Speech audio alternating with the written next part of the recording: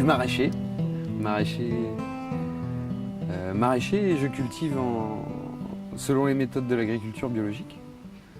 On est donc certifié agriculture biologique avec le cahier des charges européen.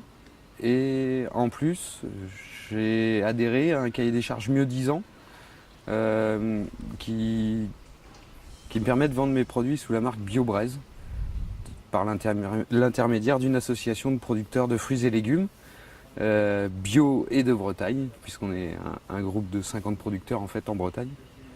Alors on dit que c'est un cahier des charges mieux 10 ans parce que nous nous imposons de travailler avec certains types de variétés. On refuse les OGM bien entendu, mais aussi les autres biotechnologies.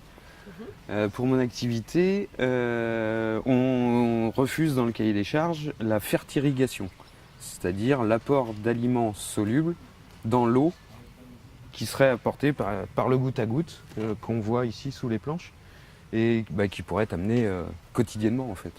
On peut arroser avec un jus de betterave, des algues. Et en fait, pour moi, c'est aussi forcer la plante à pousser plus vite. Et pour avoir plus de qualité, avoir le temps que le fruit prenne sa maturité, prenne tous les éléments, sa consistance, sa matière sèche. Parce que j'ai pas envie de vendre de l'eau à mes clients, je veux vendre de la matière. Et donc il faut que cette plante elle pousse doucement, il ne faut pas qu'elle ait trop d'eau et il ne faut pas qu'elle soit perfusée. On travaille aussi en plein champ, donc on a des cultures de salade, d'oignons, de fèves et même de pastèques. On fait de la pastèque à Rennes.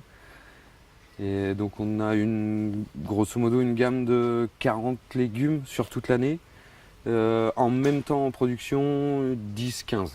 Voilà, on évolue avec les saisons. Et on respecte les rythmes de la plante. Alors comme on est sous abri, la tomate est plantée un petit peu plus tôt qu'à l'extérieur. Ça nous permet d'en avoir dès le mois de juin. Par contre, il n'y a pas de dépense d'énergie fossile dans la serre. C'est une serre qui est de conception très ancienne mais qui est très moderne. Elle a une double paroi gonflable. Donc on envoie l'air de la serre entre ces deux parois, ce qui permet de l'isoler sans dépense d'énergie fossile. Si on est amené à chauffer, c'est qu'on est dans des conditions climatiques qui ne correspondent pas à la culture de la plante. On vend 90% de nos légumes à moins de 19 km de la ferme. Ça représente environ 300 tonnes de légumes, entre 250 et 300 tonnes de légumes annuels. Et c'est réparti à 50% avec des marchés directement aux consommateurs, soit par les marchés, soit via des paniers. Et les 50 autres pourcents sont vendus en magasins spécialisés bio. Et un petit peu pour une part à la centrale d'achat Biocop, qui est à Rennes aussi, donc elle n'est pas très loin. Et pour une petite portion aujourd'hui, mais j'espère que ça va augmenter, c'est la restauration collective. Aujourd'hui, on a un partenariat avec la cuisine centrale de notre commune.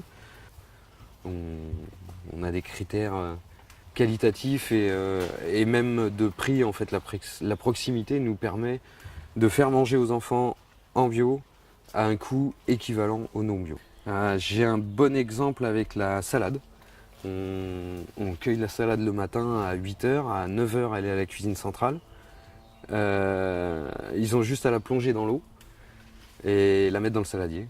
Il n'y a pas de feuilles à enlever parce qu'elle n'a pas été ramassée 3 ou 4 jours avant, elle n'a pas eu son transport, elle n'a pas eu son stockage en frigo.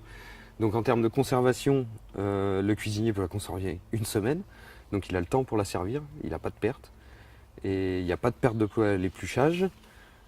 Et pour un coût qui est quasi équivalent sur la salade entre le bio et le non bio, je pense que là tout le monde y gagne. Les enfants mangent bien, la cuisine fait des économies et nous on vend nos produits en proximité.